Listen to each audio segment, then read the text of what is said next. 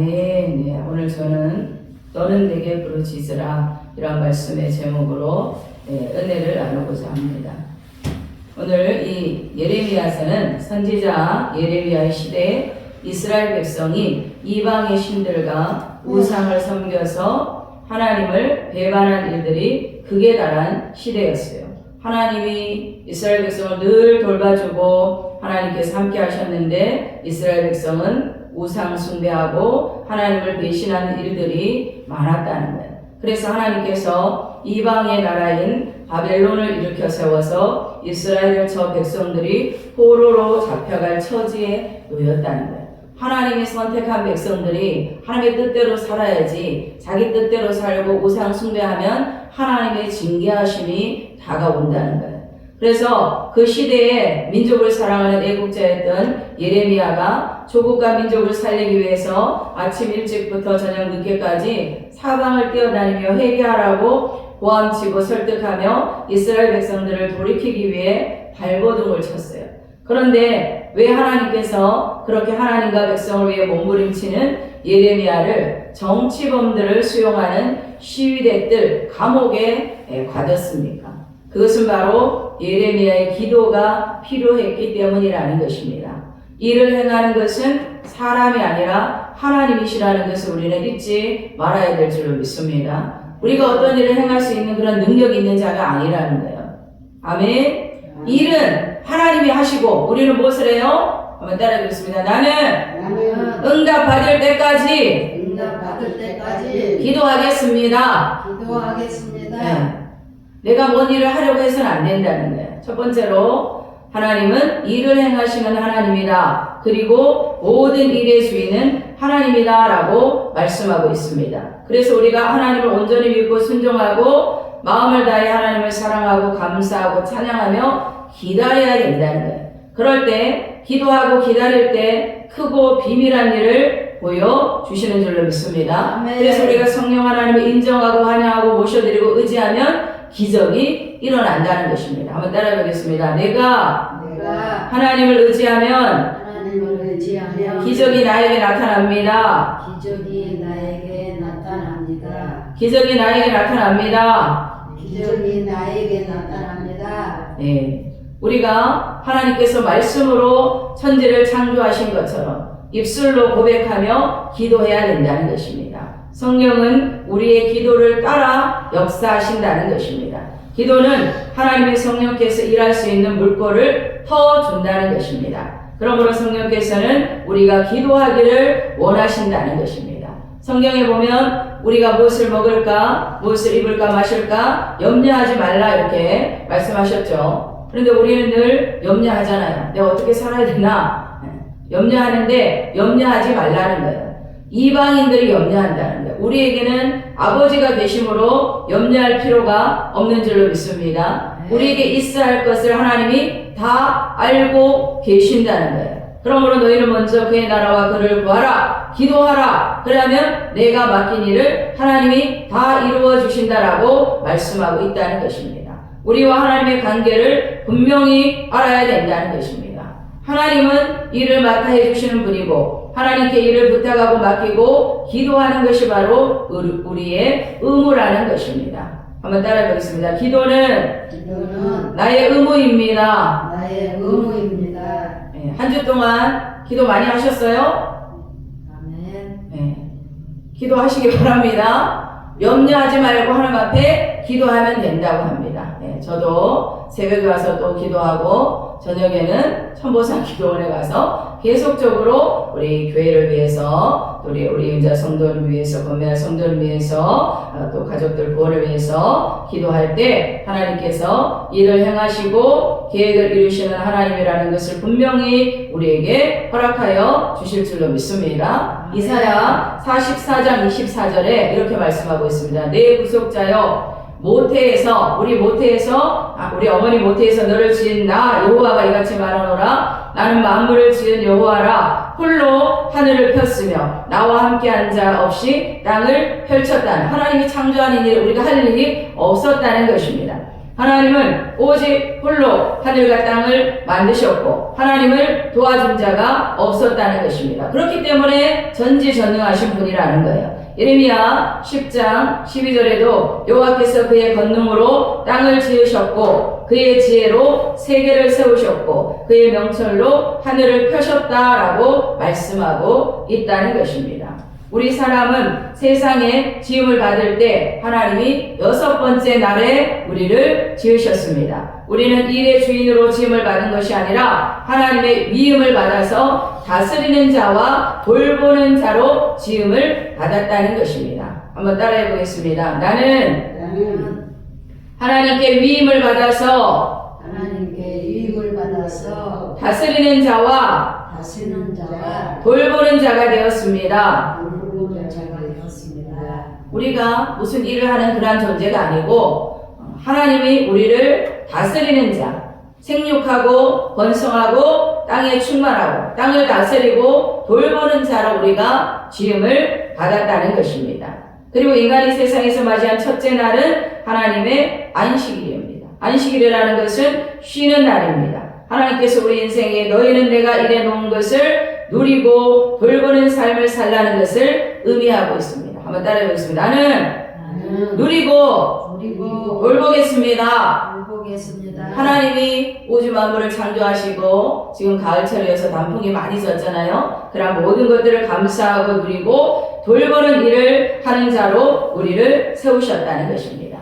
창세기 2장 1절로 3절에 천지와 만물이 다 이루어지니라. 하나님이 그가 하시던 일을 일곱째 날에 마치시니 그가 하시던 모든 일을 그치고 일곱째 날에 안식하시니라. 하나님이 그 일곱째 날을 복되게 하사 거룩하게 하셨으니 이는 하나님이 그 창조하시며 만드시던 모든 일을 마치시고 그날에 안식하셨음이니라 라고 말씀하고 있다는 것입니다. 인간은 일하기 위해 태어난 것이 아니라 하나님께서 이뤄놓으신 일을 누리고 다스리기 위해서 태어났다는 것입니다. 우리가 아무리 힘쓰고 애쓰고 한다고 해도 되지 않는다는 하나님 안에 누리고 다스리는 그런 삶을 살아가시기를 예수님의 이름으로 축복합니다. 우리가 무엇인가를 행할 때 그 순서를 정하기가 참 힘이 든데 우리가 기억해야 된다는 거예요. 하나님께서 기도하는 것이 제일 먼저라는 것입니다. 기도하면 하나님께서 우리에게 일을 누리고 다스리게 만들어 주신다는 것입니다. 그래서 우리의 모든 진과 멍에는 하나님께서 대신 져 주셨다는 거예요. 우리의 구원도 마찬가지죠. 우리가 구원을 위해서 무엇을 한 것이 있습니까? 아무것도 없어요. 예수님이 십자가에서 내가 다 이루었다 하시고 우리의 일을 하나도 남김없이 짊어지고 이루셨기 때문에 우리에게 조금도 짐이 되지 않는다. 우리는 믿기만 하면 구원을 얻는 하나님의 법을 주신 줄로 믿습니다. 그래서 하나님은 일을 시작했으면 끝마치는 것입니다. 우리는 시작해놓고 끝마치지 못하는 일이 많습니다. 그러나 하나님은 끝까지 지키고 책임지고 완성하는 분이신 줄로 믿습니다. 우리가 믿는 하나님은 무책임한 그러한 하나님이 아니라는 거예요. 두 번째로는 일을 지어 성취하시는 분이 하나님이라는 것입니다. 인간의 악은 무엇입니까? 바로 인본주의예요. 내가 주인이다 하는 것이 바로 하나님 앞에 악하다는 거예요. 인간은 하나님의 일을 인간 스스로 빼앗아 해결하려고 하는데 하나님보다 인간이 앞서서 하나님께서 할 일을 먼저 하려고 하면 악한 자가 된다는 것입니다. 하나님께 맡겨야 될 줄로 믿습니다. 우리가 그런 것들 중에 하나가 하나님께서 친히 행하시는 선악을 분별하는 일을 내가 하지 말라는 것입니다. 우리는 어떤 것이 선인지 악인지 잘 몰라요. 정치인들도 네가 옳다 내가 옳다 막 싸우고 하는데 우리는 몰라요. 하나님은 알고 계신 줄로 믿습니다. 창세기 3장 5절에 너희가 그것을 먹는 날에는 너희 눈이 밝아져 하나님과 같이 되어 선악을 알 줄 하나님이 아심이라고 사탄이 귀신이 아담과 하와를 바로 유혹했다는 거예요. 하나님 같이 된다는 것이 바로 무엇입니까? 인본주의라는 거예요. 내가 주인 되어 사는 것이 바로 인본주의라는 거예요. 한번 따라해 보겠습니다. 나의 주인은 예수님이십니다.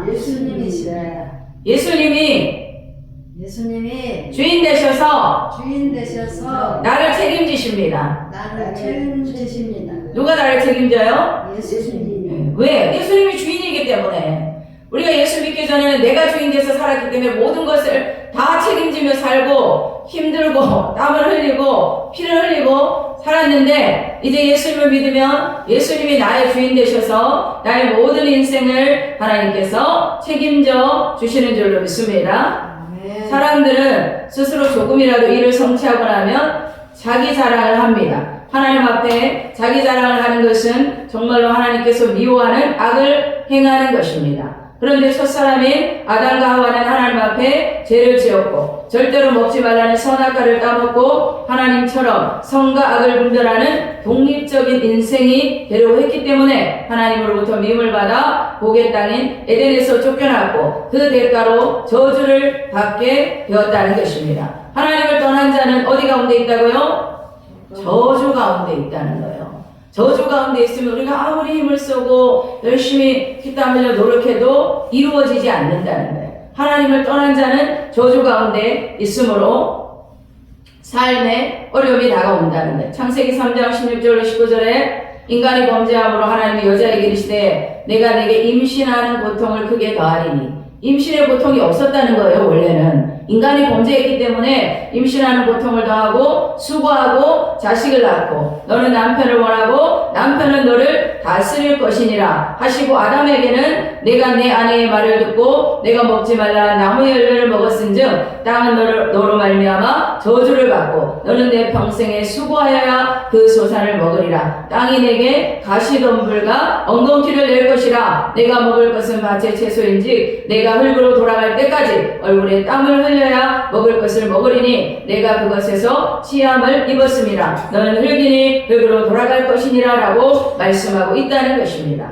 그러므로 우리 인간 스스로 힘으로는 다시 회복해서 일어날 그러한 도리가 없다는 것입니다. 조상이 저주를 받은 이 땅에 우리도 태어났으니 우리 스스로 잘 사는 것은 불가능하다는 것입니다. 그러므로 하나님께서 우리의 죄를 청산해 주셔야 하는데 죄의 값은 사망이므로 죄를 지면 사망을 당하는 거잖아요. 우리 인간들도 계속 죄를 지면 어떻게 돼요? 나중에는 한 번 죄를 짓고 두 번 죄를 짓고 세 번 나중에는 어떻게 해요? 사망 판결 땅땅땅 내리잖아요. 죄 가운데 사망이 왔는데 이 죄를 갚아주시기 위해서는 누군가가 대신 죽어야 된다는 거예요. 그래서 아무런 죄와 허물이 없는 누군가가 우리를 대신해서 죽어야만 해결되는데 그 대신 해결하신 분이 누구라고요?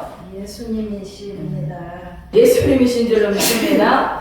우리가 죽어야 되는데 예수님이 대신 죽으셨다는 거예요. 이런 모든 것을 누가 계획하셨다고요? 하나님께서 창세기부터 계획하시고 예수님을 이 땅 가운데 2000년 전에 보내주심으로 인간을 회복시키시는 하나님이 되시는 줄로 믿습니다. 인간을 회복시키려는 하나님은 첫 아담이 실패했으니 마지막 아담이 누구예요?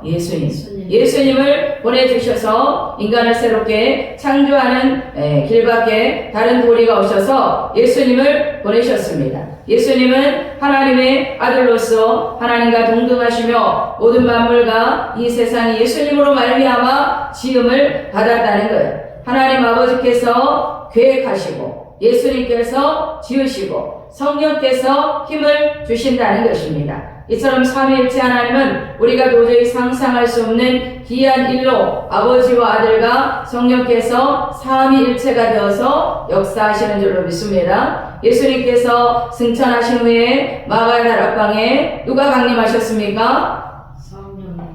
성령님이 강림하셨어요. 그래서 지금은 바로 성령의 시대라는 거예요. 성령이 일하시는 것을 우리가 어떻게 알 수 있습니까? 성령에 보면 바람과 같다. 바람처럼 불처럼 생수처럼 임한다고 했습니다.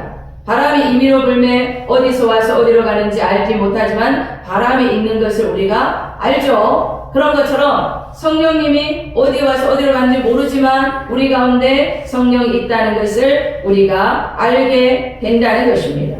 바람이 불듯이 우리 마음속에 감동을 주셔서 회개하고 예수님을 구주로 모시게 되는 것이 바로 성령의 역사라는 것입니다. 성령은 바람같이 우리를 운행하고 같이 계시고 태초에 땅이 공허하고 혼돈하며 흑암의 깊음 위에 있을 때 하나님의 신이 수면에 운행하신 것처럼 성령께서 지금 우리 가운데 운행하고 계신 줄로 믿습니다. 네. 한번 따라해 보겠습니다. 성령님이 성령님이 우리 가운데 운행하고 계십니다. 우리 가운데 운행하고 계십니다. 아멘. 지금 이 자리에 성령님이 계신 줄로 믿습니다. 아멘. 그러므로 우리가 어떤 위기와 고통을 겪게 될지라도 해결될 수가 있다는 것입니다. 우리가 회개하고 일을 맡기면 성령님이 기적을 베풀어 주시는 줄로 믿습니다. 그렇기 때문에 우리는 긍정적이고 적극적인 태도를 버리지 말고 꿈을 항상 희망차게 가지고 기적을 믿고서 할 수 있다 하면 된다 해보자라고 강하고 담대하게 입으로 시인하면 역사가 일어나기 시작한다는 것입니다. 절대로 포기하면 안 되는 줄로 믿습니다. 마귀는 자꾸 부정적인 생각을 줘요. 우리 가운데 아무 일도 일어나지 않았는데 마귀는 부정적인 생각을 준다는 거예요. 우리 환경은 그대로인데 마귀가 우리를 어떻게 유혹해요? 부정적인 생각을 준다는 게 너는 안 될 거야. 응? 너 이제 어떻게 할래? 너 혼자 힘들어. 이런 생각을 누가 준다고요? 마귀가 준다는 거예요. 하나님은 임마누엘의 하나님인 줄로 믿습니다. 하나님이 우리와 함께 계시다고 했어요. 예수님이 세상 끝날까지 우리와 함께 계신 것을 믿어야 될 줄로 믿습니다. 마귀는 그것을 못 믿게 해요. 그래서 아유 너 혼자 너 외로워 너 이제 어떻게 할래? 너 어떻게 살래? 이런 생각을 마귀가 준다는 거예요. 한번 따라해보세요. 예수 이름으로 예수 이름으로 부정적인 생각을 부정적인 생각을 떠나갈지어다. 떠나갈지어다. 네. 그런 생각을 자꾸 주고 원망하고 불평하게 한다는 거예요. 절대 긍정으로 절대 감사로 우리가 우리 마음과 생각을 지켜야 될 줄로 믿습니다. 하나님께서 인류를 구원하기 위해 내린 결단이 바로 예수님을 이 땅에 육신의 몸으로 보내셔서 사람으로 태어나셔서 인간의 죄를 대신 짊어지게 하고 우리가 똑같은 인간으로 태어났으나 죄 없이 태어나야 되기 때문에 성령으로 마리아의 몸을 통해서 이 땅 가운데 오셔서 우리에게 구세주가 되신 줄로 믿습니다. 네. 이사야서 1번 보라 처녀가 잉태하여 아들 낳을 것이요 그의 이름은 임마누엘이라 하리라 하셨으니 임마누엘이라는 하나님이 나와 함께 한다는 거예요. 아멘. 아멘. 믿으셔야 돼요. 아멘. 네. 하나님의 말씀을 믿어야 된다는 거예요. 우리가 교회 와서는 믿어요. 근데 가정에 가서는 어떻게 돼요? 하나님 나와 함께 계시나? 이렇게 의심을 한다는 거예요. 의심하면 안 될 줄로 믿습니다. 네. 하나님이 나와 함께 계시고 내가 예수를 믿었기 때문에 나를 책임져 주신다라는 것을 우리가 믿어야 된다는 거예요. 그렇기 때문에 고린도서 5장 17절에 그런즉 누구든지 그리스도 안에 있으면 새로운 피조물이라 이전 것은 지나갔으니 보라 새 것이 되었도다라고 말씀하고 있습니다. 예수 믿기 전에 모든 고난과 어둠이 다 떠나가고 불신앙이 떠나가고 새로운 사람 하나님의 자녀가 되어서 예수님이 나의 구세주가 되셔서 나를 지켜주시고 하나님이 나를 돌보아주시고 또 예수 그리스도의 보혈의 공로로 나의 죄가 용서함 받았다는 것을 우리가 믿어야 될 줄로 믿습니다. 네. 아멘. 베드로전서 2장 9절로 10절에 이렇게 말씀하고 있어요. 너희는 택하신 족속이요 왕같은 제사장들이요 거룩한 나라요 그의 소유가 된 백성이니 이는 너희를 어두운 데서 불러내요. 우리가 예수 믿기 전에 어두운 가운데 있었다는 거예요. 불평 가운데 원망 가운데 있었는데 그의 귀한 빛에 들어가게 하신 이의 아름다운 덕을 선포하게 하려 하심이라. 우리는 빛의 자녀가 된 줄로 믿습니다. 너희가 전에는 백성이 아니더니 이제는 하나님의 백성이요 전에는 긍휼을 얻지 못하였더니 이제는 긍휼을 얻은 자니라 라고 말씀하고 있고 우리의 정체와 신분이 달라졌다는 거예요. 한번 따라보겠습니다. 하나님의 나의 아버지가 되십니다. 나의 아버지가 되십니다. 나는 하나님의 자녀가 되었습니다. 나는 하나님의 자녀가 되었습니다. 나는 보통 사람이 아닙니다. 나는 보통 사람이 아닙니다. 나는 특별한 사람입니다. 특별한 사람입니다. 나는 하나님의 자녀입니다. 나는 하나님의 자녀입니다. 네. 우리 소유된 백성이에요. 아멘. 그래서 믿는 자는 염려하면 안 된다는 거예요. 염려하면 불신앙이에요. 믿지 않기 때문에 염려한다는 거예요. 늘 하나님께서 저한테 그 말씀하시고 네가 믿지 않기 때문에 염려하는구나. 네. 우리는 믿어야 될 줄을 믿습니다. 네. 성령으로 우리에게 인을 쳐주신 보통 사람이 아니라 하나님이 택하신 특별한 하나님의 자녀가 되었다는 것입니다. 그래서 로마서 1장 17절에 복음에는 하나님의 의가 나타나서 믿음으로 믿음에 이르게 하나니 기록된 바 오직 의인은 믿음으로 말미암아 살리라 함과 같으니라. 환경을 보고 사는 것이 아니에요. 믿음으로 사는 줄로 믿습니다. 무엇을 믿어요? 하나님의 말씀을 믿는 줄로 믿습니다. 내 생각을 믿는 게 아니에요. 내 고집과 내 의지를 믿는 것이 아니라 하나님의 말씀, 축복의 말씀을 믿음으로 말미암아 우리는 살아가게 되므로 잠언 16장 3절과 9절에 너의 행사를 여호와께 맡기라. 그러면 내가 경영하는 것이 이루어지리라 라고 말씀하고 있습니다. 인간이 아무리 상세하게 준비해 놓았어도 일이 이루어지게 하는 분은 바로 하나님이라는 것입니다. 그러므로 우리가 하나님 앞에 기도함으로 맡겨야 됩니다. 기도함으로 맡기면 어떻게 돼요? 나는 기뻐하고 즐거워하게 될 줄로 믿습니다. 내가 근심이 없는데 근심할 필요가 없잖아요. 한번 따라해보겠습니다. 나의 근심을 하나님께 맡겼습니다. 하나님께 맡겼습니다. 나는 기쁘고 즐거운 사람입니다. 기쁘고 즐거운 사람. 기쁘고 즐거운 사람이 됐어요. 그러면 어떻게 해요? 하하하 호호호 웃어야 될 줄로 믿습니다. 왜? 말씀이 그렇게 우리에게 말하는 게 제가 그렇게 하는 게 아니라 우리의 짐을 다 맡기고 우리의 생명도 예수님이 다 내가 십자가에서 다 이루었다고 말했잖아요. 우리의 죄 지은 거, 저주받은 거, 질병 다 고쳐주시고 영원한 천국을 예비하셨기 때문에 그것을 믿는 자는 어떻게 돼요? 기뻐하고 즐거워할 수밖에 없다는 거예요. 우리 그것을 안 믿으면 어떻게 해요? 늘 인상을 쓰겠죠. 아휴 어떻게 해야 되나, 내가 이렇게 해봐야 되나, 내가 저렇게 해봐야 되나. 하나님을 온전히 믿어야 될 줄을 믿습니다. 저도 그렇기 때문에 그런 말씀을 여러분들에게 드리는 거예요. 인간인지라 우리가 염려하고 심할 때가 있지만 하나님 앞에 다 맡기고 말씀을 의지함으로 기뻐하고 즐겁게 살아야 될 줄을 믿습니다. 항상 기뻐하라는 그 말씀이 그 말씀이에요.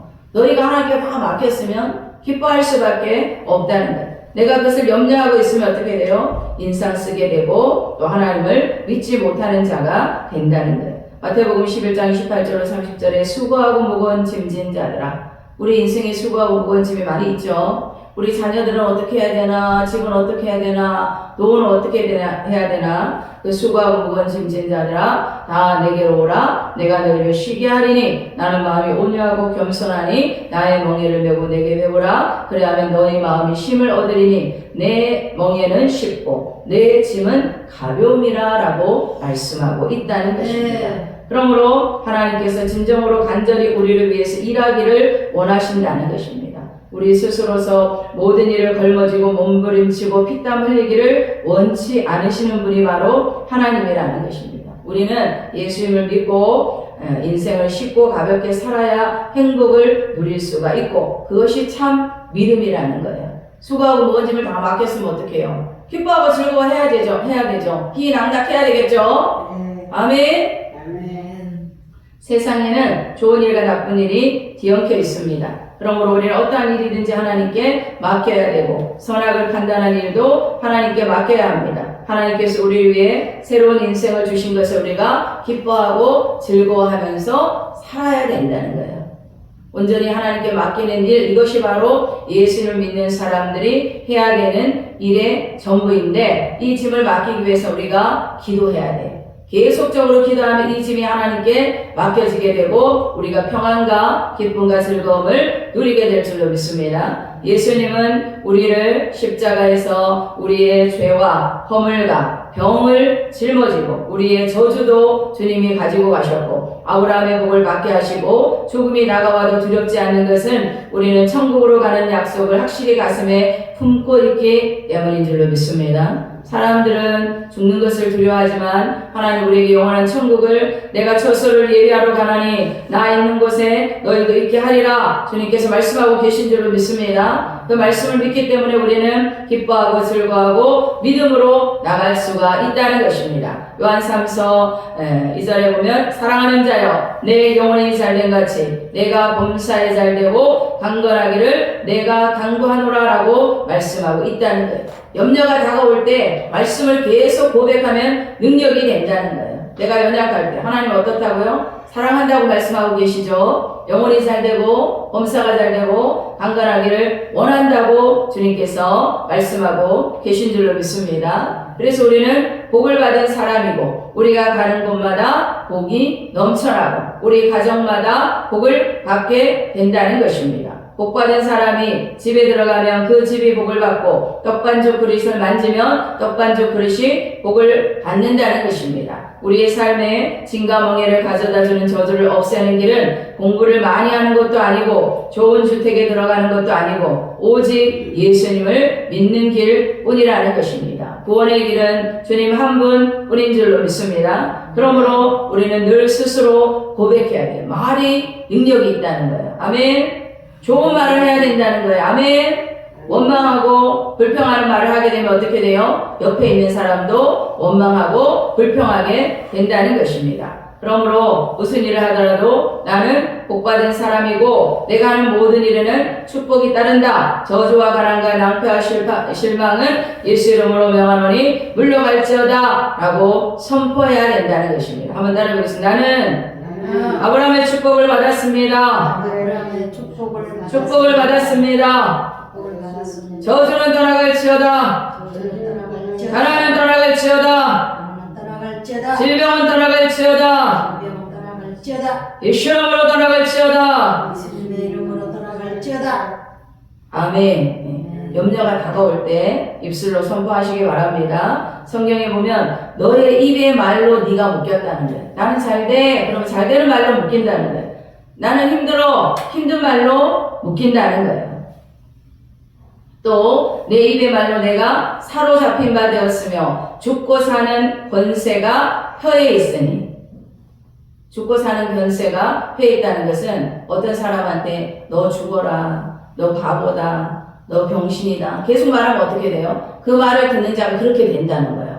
그렇기 때문에 나 자신에게도 좋은 말을 해주고 다른 사람에게도 좋은 말을 해주면 그것이 열매로 먹게 되는 줄로 믿습니다. 당신 예뻐요. 당신 건강해요. 당신 잘 될 거예요. 당신은 아브라함의 복을 받았어요. 이렇게 말을 들으면 어떻게 해요? 우리 기분이 좋잖아요. 그런데 너무 안 좋은 말 들으면 어때요? 기분 나쁘잖아요. 말에 그렇게 능력이 있고 혀를 사용하는 자는 그 열매를 먹는다라고 말씀하고 있다는 것입니다. 그러므로 입술의 고백을 통해 스스로를 다스리고 스스로에게 자꾸 축복을 해줘야 된다는 것입니다. 그래서 우리 입에서 나오는 말은 우리의 말이 아니라 하나님의 말을 대언해 주는 것이 된다는 것입니다. 그것이 하나님의 복이 되어서 평생 우리를 따르게 되는 줄로 믿습니다. 우리 시간에 기도할 때 하나님 부르짖으라 말씀하셨으니 주님 앞에 간구할 때 이러한 놀라운 기적, 믿음의 선진들에게 허락하신 기적, 성경에 보면 얼마나 많은 기적이 기록되어 있습니까? 마태, 마가, 누가요한 보면은 모든 병든 자가 치료받았고 주님 앞에